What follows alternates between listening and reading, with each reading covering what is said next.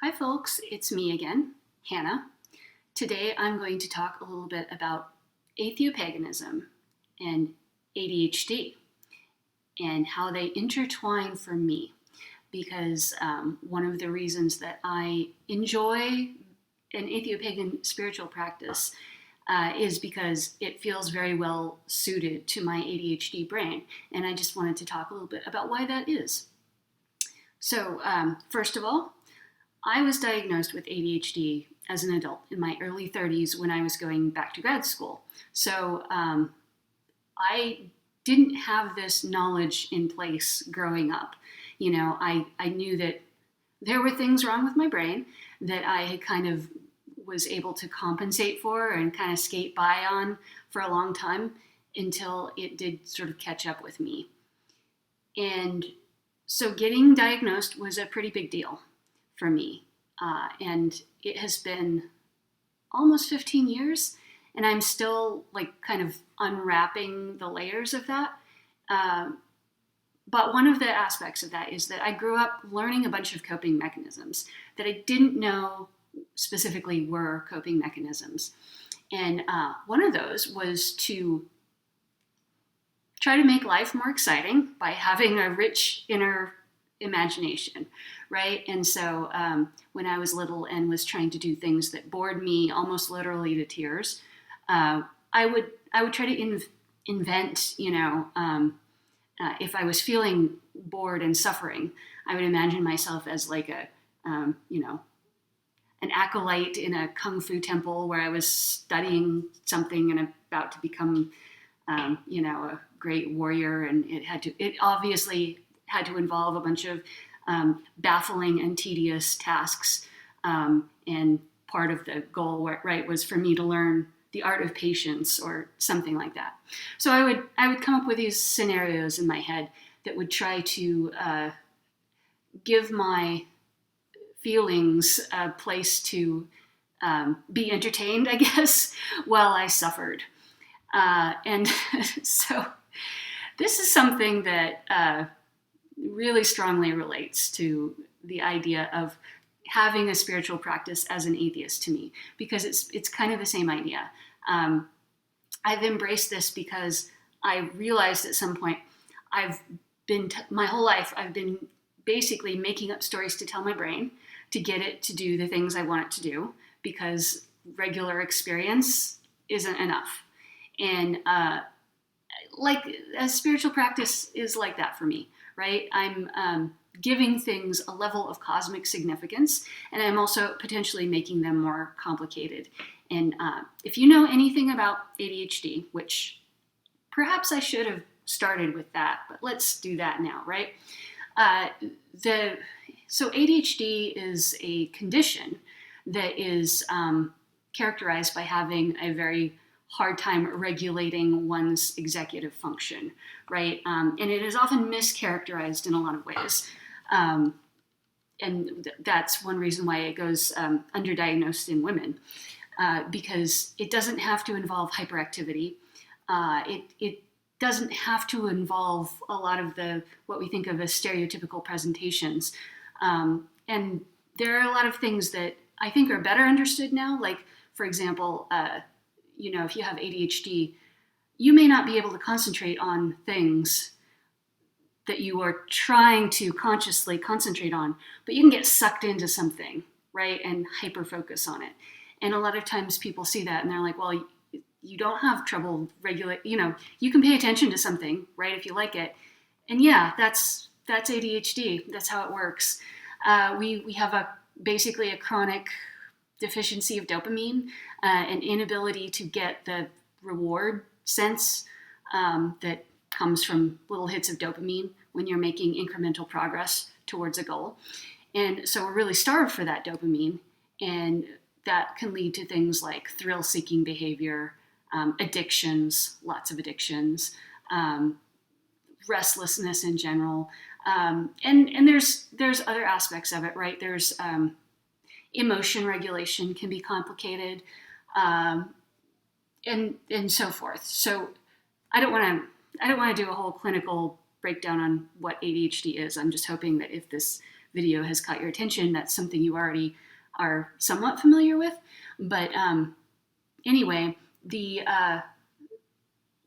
thing about the thing about having an insufficiency of dopamine is you kind of have to actively construct good ways, constructive ways of getting dopamine, so that you do not fall into really bad ways of getting dopamine. There's a lot of those. Drug addictions, for example. Medication can be helpful. It's not something that everybody uses, and it's not something that will completely solve this problem, but it is incredibly helpful with at least getting part of the way across. But whether you are using medication or not, you probably are going to have to actively manage the set of easy dopamine hits that are within your reach if you are trying to accomplish long-term goals. And that is the case for me. And so I spent most of my youth, doing this without realizing that that's what I was doing. And so elaborate inner storytelling was a large part of that for me. Complicating things that are easy, strangely enough, was also something that that helped with this, because making something more complicated than it needs to be also can make it more interesting. And so I like to think of rituals as a really fun way of doing that, of adding layers of complication to my daily life that actually make it more interesting. So when I am trying to accomplish like an ordinary task, like cooking a meal and then eating it, which is something that I struggle with on occasion when I'm wrapped up in other things.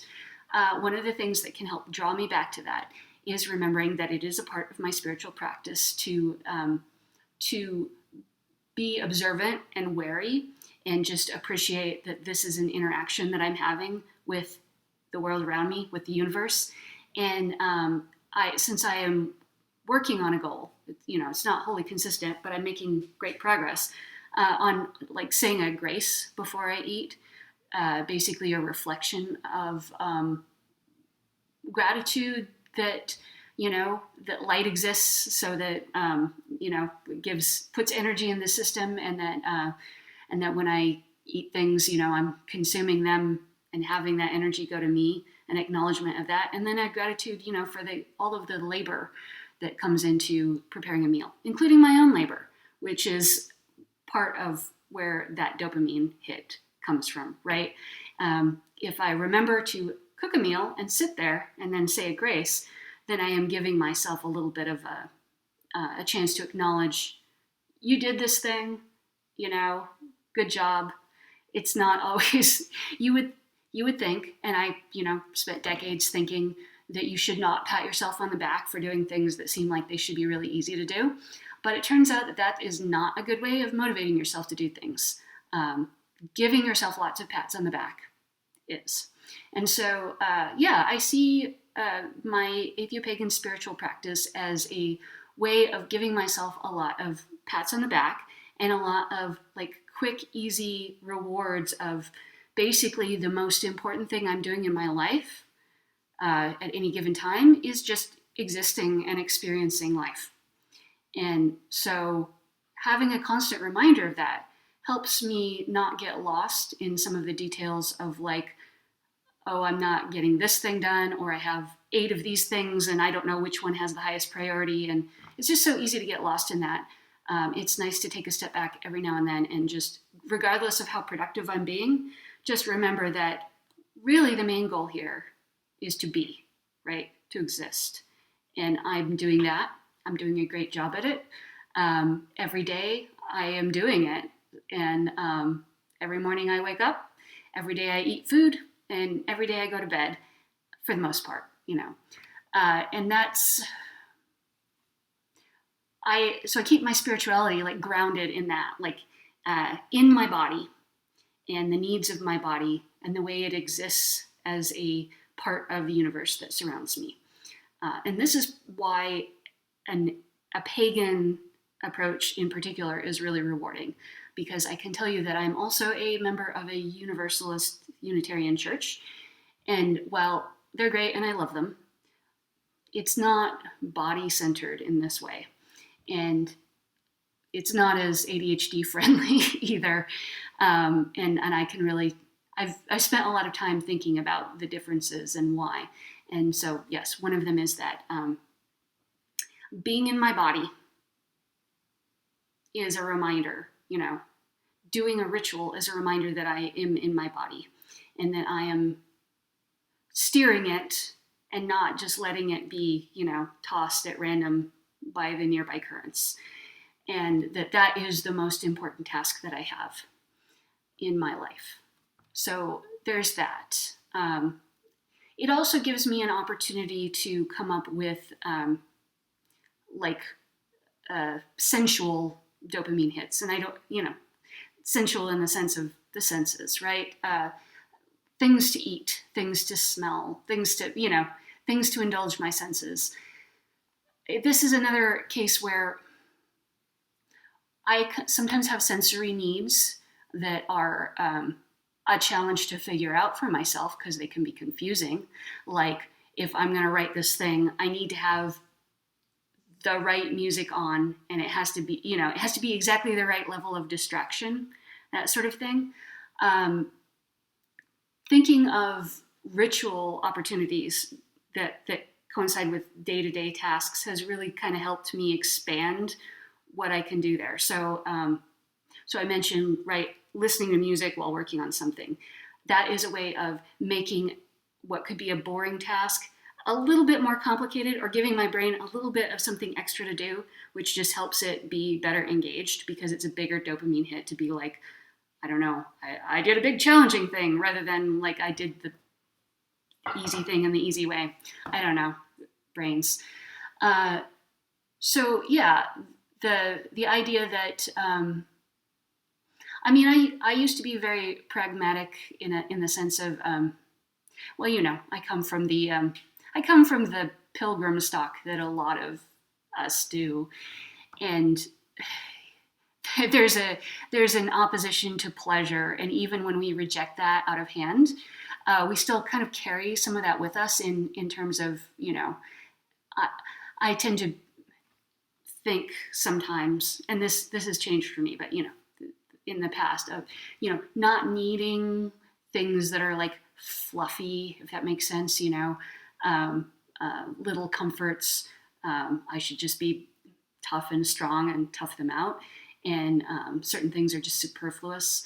But yeah, I'm trying to really change that, because those little things, and I'm talking about like scented oils, for example, having a little candle in my bathroom so that when I take a bath, these are nice things, and they give a ritual component to everyday activities, and they give opportunities for me during the day to enjoy something that is small and that is easy to achieve, So yeah, a scented oil that I can, put on, and a collection of them that all kind of have different like moods and vibes.